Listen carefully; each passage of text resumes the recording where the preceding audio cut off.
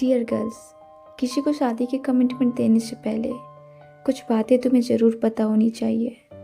क्या है ना, बहुत सी लड़कियां कंफ्यूज रहती हैं when it comes to marriage. और ठीक भी है, शादी कोई बच्चों का गेम तो होती नहीं, बल्कि शादी के बाद तुम्हारी पूरी लाइफ बदल जाती है।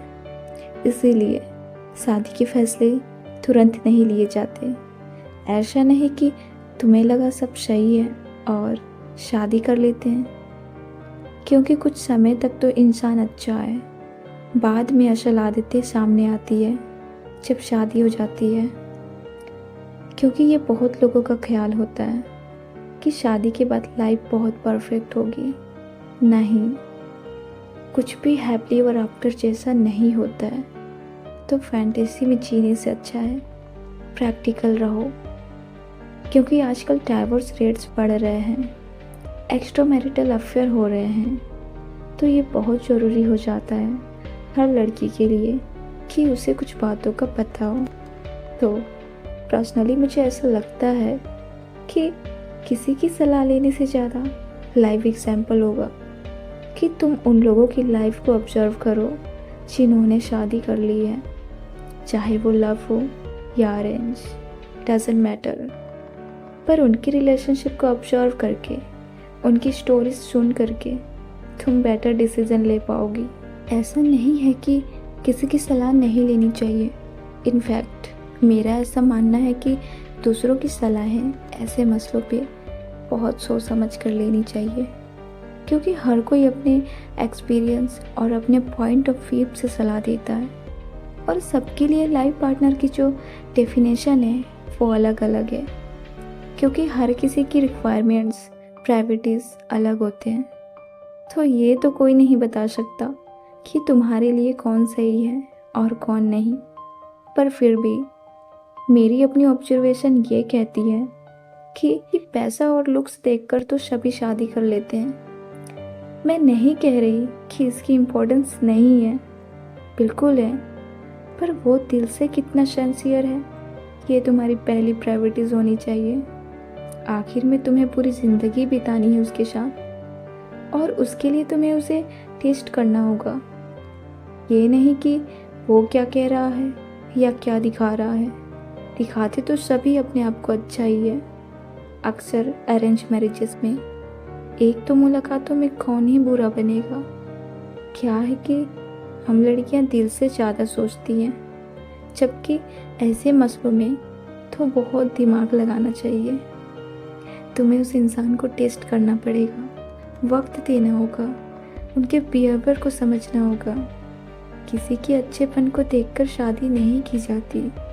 अच्छी चीज़ों से तो हर कोई प्यार करता है, पर हर इंसान में दोनों चीज़ें होती हैं, अच्छाई भी और बुराई भी। तो तुम में जो बुराई है कोई उसे ठीक करे या उसको अपनाए, तो मतलब तुम उसके साथ रह सकते हो।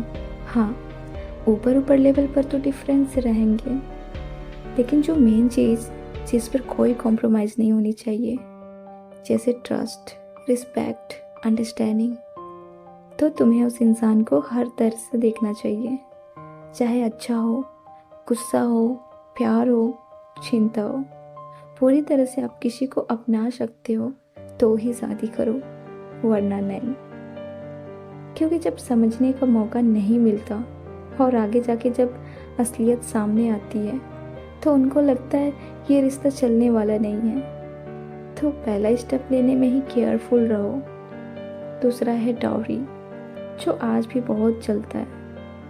तो अगर लड़का या उसकी फैमिली डाउरी जैसी चीज़ों को सपोर्ट करती है, तो लड़का तो है ही बेशरम, और तुम्हें ऐसी फैमिली से जुड़ना भी नहीं चाहिए।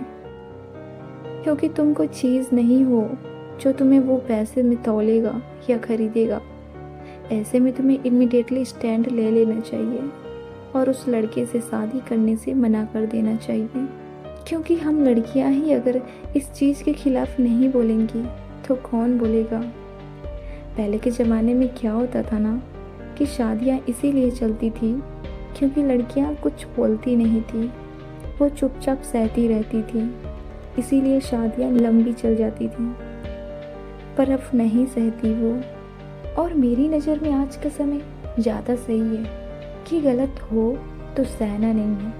आखिरी बात, कभी भी किसी के भी प्रेशर में आकर शादी मत करना। भले ही फैमिली तुम्हें कितना भी फोर्स करे, डिसीजन तुम्हारा अपना होना चाहिए। और वैसे भी कहीं नहीं लिखा कि शादी करना ज़रूरी ही है जस्ट बिकॉज सब कर रहे हैं। तुम सिर्फ अपनी सुनो।